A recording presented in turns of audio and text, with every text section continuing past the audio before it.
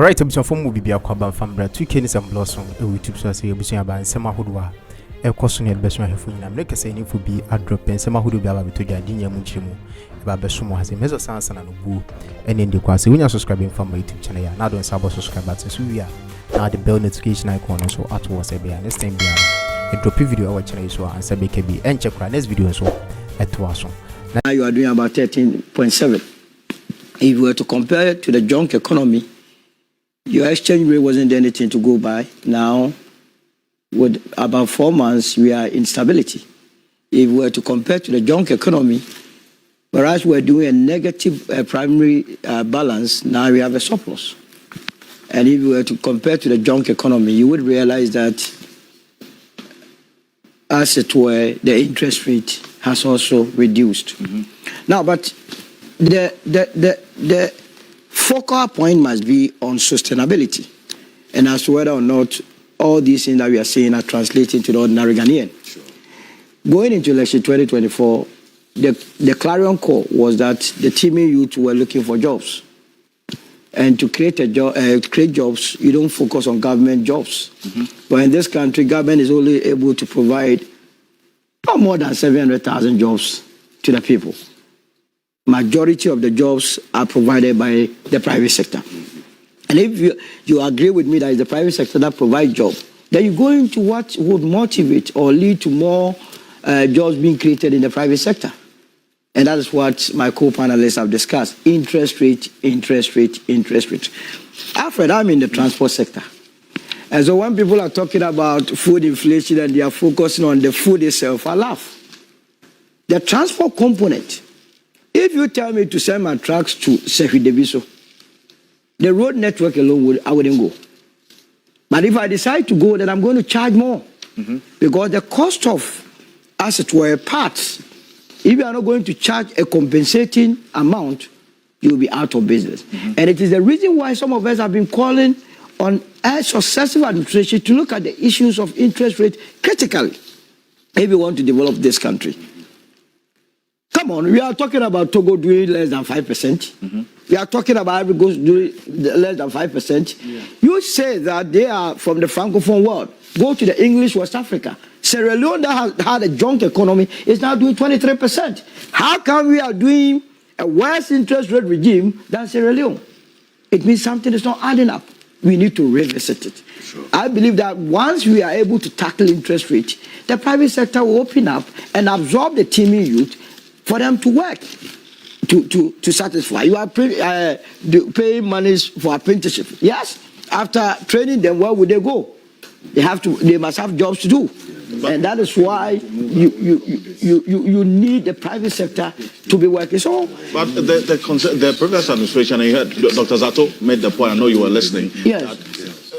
The previous administration laid the foundation for what is being experienced now. The gains that you talk about in the economy in the last 6 months is as a result of the foundation laid by maybe Zato was talking about the Cosmocayan economy. But if it was a Ghanaian economy, an economy that we gave women, our parents' haircut, what was the foundation about it?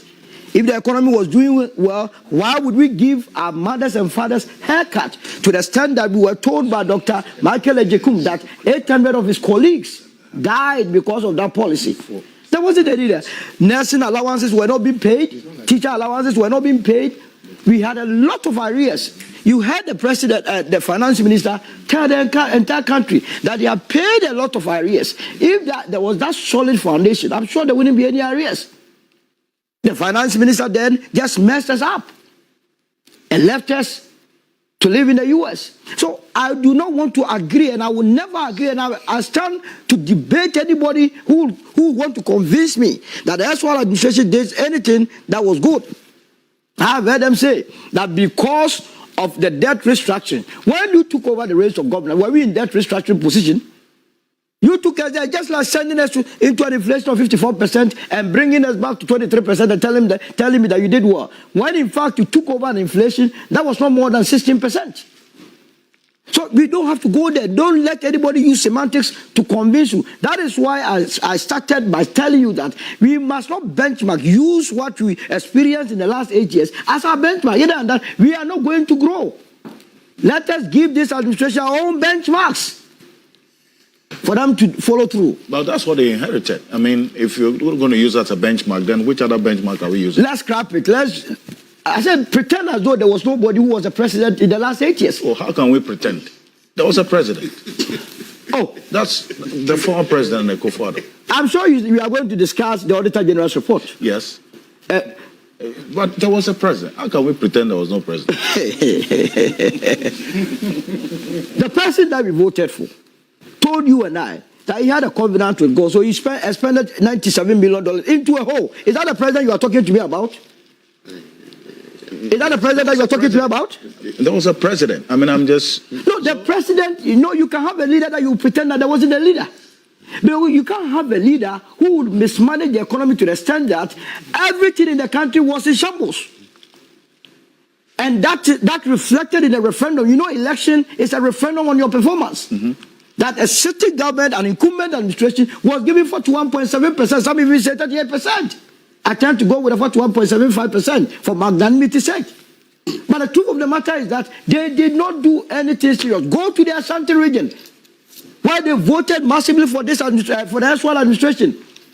As of 2024, close to 1 million people have been moved into the poverty line. In the northern region, close to 800,000 people have been moved into the poverty line. And you ask yourself why? Because if you go to a place like the Ashanti region, they are a trading hub. It comes back to the issue of interest rates. It comes back to obnoxious taxes.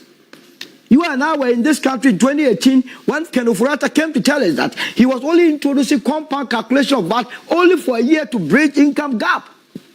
As we speak, we are still doing compound calculation of VAT, which this administration is saying that somewhere in November, they will be doing something about it. But once they have not done, I'm not interested. I want to see this country is full of no action, talk only. I want to see that implementation take place. So their yardstick must never, Alfred, for Christ's sake, must never be your yardstick. And that we must rather push this administration to be doing what is right for the people of this country. Nothing to write home about. But Dr. You see, the banking sector, now you're going to get that because it was mentioned briefly.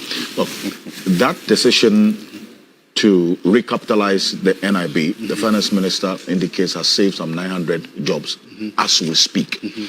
And the decision to now look at what the NIB was set out to do, Professor Bopin says it is worth commending going forward and ensuring that the bank is positioned to achieve that needed objective.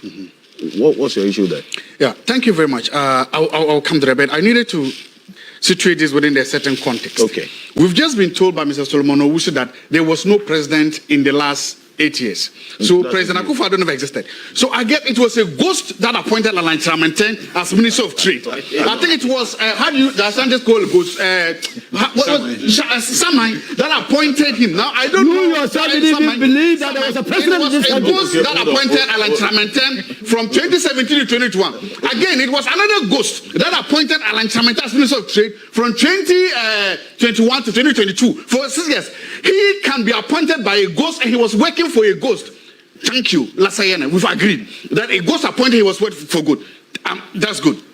2, he says we should expunge the record. That means that we should go and start from 2017 to 2022 and expunge Alan Chamanten's record as Minister of Trade from that. But you think I'm leaving him out? That's what he's saying. So that means that from 2017 to 2022, he was taking salary, he was taking all these benefits, he was enjoying everything for free. We should expunge it.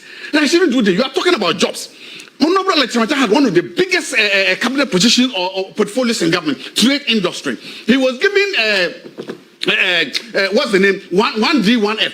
We are all talking about jobs for the youth. He should have done that. If there's a woeful failure, it means his record was a woeful failure. And you were the one benefiting under that administration, under him. When he was at trade, you were there enjoying. So today you are telling us that. So today,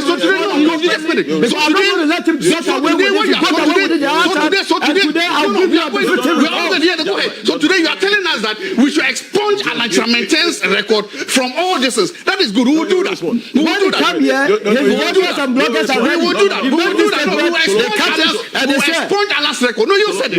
I'm just telling you who expunge Allah's record. Secondly, when you look at this budget, you ask yourself again, what happens to the 1 job 3 shifts? were promised 1 job, 3 shifts under the, what's the name? Under the 24-hour economy. What happened to it? Are we still doing that? Yes. We are still giving 1 job, 3 shifts to people. Look at it. I didn't see that come very well. The other thing I'm looking about is the rule of what? Gold. If you look carefully, there is a study, or there are people, the Imani Ghana has the chance to say that. It seems Galamsey is supporting this economy. That a lot of the gold that they are buying, it seems to be coming from, what's the name? The Galamsey sector. That is Imani Africa said this. Yes, there was a quote today to one of their, what's the name? No. To one of their vice presidents. What's his name? Are you saying Imani said that? One of their vice presidents, one of their vice presidents says that there seems to be a link between Galamsey with the Who exactly said this? I'll give you that before we leave. Because I'll give you that. Franklin Kujo is watching. No, it's not Franklin. It's the other one. Who? The one who's on Enjoy. No, so the one who's on Enjoy. Now I'm trying to. Bento. He's telling that there seems to be a link between Galamsey and the gold bond. Now the point I'm making is that no, there seem to be. I'm not saying that. I'm just quoting some. You said I've mentioned the person. Okay. He seems to say that there seems to be a link between Galamsey and the gold bond. Did he give any supporting? No, I'm trying to give you the supporting, what I think can be the supporting evidence. Could be that we were promised that Galamsey will be stopped, and we were promised that one, you would declare a state of emergency in Galamsey sector. We've not seen that yet. We've not seen the state of emergency. 2, we were promised that you will expunge or you will repeal the, how do you call it? The airline. It has not been done. So why? If the Galamsey is an existential threat, and if it is that big to us, why do we still have Galamsey there? And I'm believing that the hesitance, I'm trying to make a correction here. Yeah. I'm making a correlation, not a causal link. I'm saying that correlation, that the fact that the government is dragging its feet in repealing this bill, the fact that the government is dragging in declaring state of emergency, and the fact that the Galamsey sector is to booming, then can lay some level of credence to the fact that the Galamsey is propping up the gold board, and that's so I'm saying that you can make that argument because you are an academician. Yes. If you make this argument, you are a lover of facts. Yes. And not just conjecture. Yes. And so if you say with that emphatic statement that there is a correlation between the gold board propping up the gold reserves of this country and then also Galamsey, and you are saying that the only evidence you have is because the government hasn't repealed LI 2462 or declared a state of emergency, how does that give any proof that Galamsey is what is propping up the gold for the gold board? What's the correlation? I'm saying it's possible that there is a correlation, and I'm saying it's possible that the Galamsey is propping up, and I'm giving you why. No, listen. There's a conveyor belt. The gold board is buying all the gold from the small miners. Is it not? No, it's small scale miners, small scale miners. Good. There's a difference between that and illegal miners. So the point then becomes, why do we still have this law that is an exemption in the books? With the gold from the gold coming from the, where is it going? Where is that gold going? No. Where is that gold going? Where is that gold going? No, but the small. Okay, let me. This is my argument. Yes. This is my point. That I'm hypothesizing that the fact that the government is dragging its foot and the government is not in a hurry to repeal this LI or to declare a state of emergency means that the government is hesitant in how it wants to deal with the Galamsey. And I'm not the only one saying that. UTAC is making that argument. Okay. Everybody's making that argument that why is it that the government can go to Parliament and the state of emergency to impose a law? Why is it that the government can go to the Parliament and the state of emergency to declare a holiday, but you cannot go to Parliament and the state of emergency to what? Repeal a law that we are saying is an existential crisis. There has to be a reason. And I'm saying that reason, from my perspective, is that there seems to be a link between Galamsey and the gold. But Dr. Tato, I can excuse it if this is probably coming from just a political commentator. But then again, because you are a lecturer. Yes. And I'm sure that maybe you'd have some of your students watching. Yes. You want to make a statement that has some basis of fact. Yes. So if you say that because illegal mining has not been dealt with, and you know that the gold board law specifically states where the gold board is buying gold from, but then you choose to say that you believe they are buying from illegal miners, when gold board law specifically states that they are buying from small-scale miners. Okay.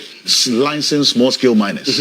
How do I make sense of that as your student? Okay, so then I ask you, the small-scale miners, they are still mining, and where is their gold going to? The licensed small-scale. No, unlicensed. Galamsey is still going on. Yes. And they are mining gold. What happens to that gold? Where does it go? Do you know? I don't know. So why then do you conclude that it's gold board? I'm conjecturing. I'm saying, I'm hypothesizing that it's possible that it's going there. So it's conjecture. I'm hypothesizing that it's possible that it goes there. I'm saying that they produce gold. Now we've told that we've sealed all avenues of gold leaving this country. That's what we've been told. That we've put in measures to make sure that the only person that can buy gold in this country is the gold board.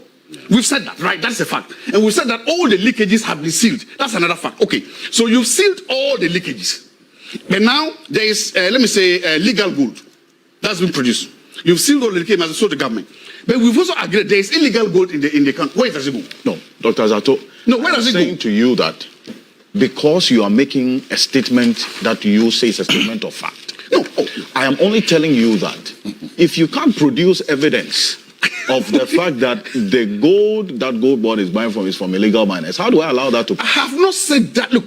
So what are you saying? What evidence do you want me to prove? Do you want me to go and take a gold and say this gold is marked Galamsey gold? There's Galamsey on it, and then this gold is marked legal gold. Come and show it to you. You are saying something, but I'm telling you that if you create a policy Dr. environment, if you are saying something, you have evidence to that effect. This is you my are evidence. saying to me that this is my you evidence. know, based on the fact that illegal mining is ongoing, yes, then it means that gold board is purchasing gold from illegal mining. Okay, so so the gold from illegal mining, where does it go? You're asking a question and answering. No, so I'm telling you, that's what I'm telling you. That because I don't know where it goes, and because I've been told, again, this is the argument. We've been told that all avenues for exporting gold have been sealed. We've been told that there's nowhere gold can go. We've told that that's the fact. But there's still illegal gold that's been mined. Where does it go? So because you don't know where illegal miners' gold goes to, then it means automatically it's going to gold board. It means then I can hypothesize that it's going there. Some go there. I'm not saying it automatically goes there. Because there's the gold, so it has to be sold. Somebody's selling it. Who is buying it? I don't understand. You already told that you are conjecturing, and I'm not too sure. No, you said you are. Yes. So where does it go? You coming here and conduct everything that you say. You know, it's a very serious statement. Say what you want to say. Where does the gold go? There is illegal gold being mined, is it not? Yes. Where does it go? But if you don't know, why do you then know? If you don't know, we have to find a way it goes. If we are told that the gold, there's no place for the gold to escape. If we were told that they are illegally smuggling it, then I could say it's leaving the country. But we've not been told that. You see, I don't want us to spend time on conjectures, and conjecture is part of reasoning. Conjecture is part of decision making. You can conjecture. Why not? No. Why can't you conjecture? You can reason. You can think. Move on. Okay. So that's what I'm saying. So we've made that. Now I'm also saying that there was a report somewhere last week that says that there's no dollar in the economy, or that the dollar in the economy is not enough. That people that want the dollar do not get it. The economy is doing so well, and then the dollar, the interest rate is coming down. My point is that, so where is the dollar? If the economy the Bank of Ghana came to disprove this. You've seen that. So there are two things happening here. The Bank of Ghana says there's enough dollar to support everybody. But then also, the people that need the dollar says the dollar is not there. One thing we have not done very well as a country is deal with the Abochi phenomenon, the Abochi situation. You go to bank, there's no dollar. But Abochi is standing outside the bank with dollar. The Bank of Ghana says, this is our rate. Our rate is 10 point. What's the rate? 10.45. The commercial banks do have a slightly higher rate, right? But Abochi has a different rate. What are we doing as a country to deal with? Just respond quickly to Dr. Zato and settle the matters once and for all. You see, we can give you space. You keep on referring to me as having chopped. I don't understand that term. No, you say you benefited. How did I benefit? My lifestyle, apart from doing national service in a government establishment, I've never worked in a government establishment before. Okay. I wasn't with Mr. Lanchemante at the Trade and Industry Ministry. In spite of the fact that I financed the NPP, for which reason you are enjoying, together with your boss, Dr. Mahmoud Baumia, he came to meet me in the NPP. Alanda, you are referring to him confidently. Allah was a founding father, founding member of the New Patriotic Party. when he was committing his resources to the development of the new patriotic party in 1992 coming, Dr. Mahmoud Bawumia was 28 years. He had never thought of even joining the NPP, left alone contributing to the development of this country. It's cheap. It has become so cheap. So I don't blame you when you are asked to come and tell me this, you also come and say it. Because your bloggers, they are ready. They are going to cut. Solomon is a stubborn politician. I want to tell you, put it on record, that I have never, contrary to the fact that, in spite of the fact that I have never enjoyed in government business or worked in a government establishment, I have also contributed to the NPP, for which reason you are now enjoying. That is the first. Number two, I have checked with UTAG. You know, before UTAG embark on strike, they do vote.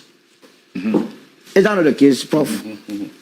Last year, their strike, their decision to go on strike, Dr. Zato voted against it. How did you know? I got that. You see? Look, I'm not coming there. He spoke to a friend. You want us to expose ourselves? He never. Secret. He voted. So now, I'm saying the voting was secret. You are saying that the vote he went and discussed with his friends. No, you can't let go. You must investigate it. We are about to vote for. This is an important thing. Now you see? We are about to vote for another. We are about to vote for. That will tell us that the voting is secure. You voted for that. You voted. Good. You voted. Okay. Tell us. No. Yes. He voted.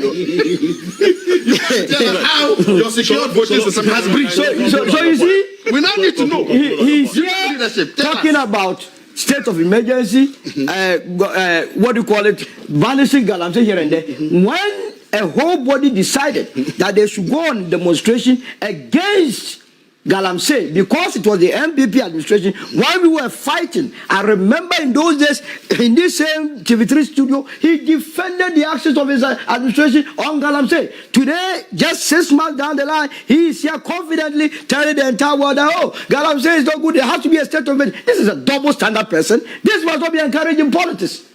And these are the reasons why people have no confidence in politicians, because they are two-faced. But I agree with what Prof said. I am for responsible mining. I have said that one of the reasons why this administration came to power was by virtue of the fact that the erstwhile administration could not deal with issues of Galamsey. And it will be the same campaign message in 2028. So the earlier they tackled it, the better. After all, he has started something. He's prosecuting, or he has asked Yoko to be investigating Yamin and what? Abanga during their time. When the Minister of Lands and Natural Resources, Abu Jinapo, when the Minerals Commission singled out, identified Wuntumi and Akonta Mine as being engaged in what? Galamsey, what did they do? The president actually, what? How did they put it? Cleared him. That he was doing a responsible manner. It was one of the reasons why Act LI 246 came into being. Because Wuntumi was mining in the forest. So in order to, as it were, legalize the mining in forest areas, they decided to bring in the LI 2468. You that brought that LI today, you see the mouth, tappy. They should get rid of the LI. What sort of double standard is this? So please, let us focus on the issues and then ask this government to be behaving responsibly. And like Prof was saying, we have other areas.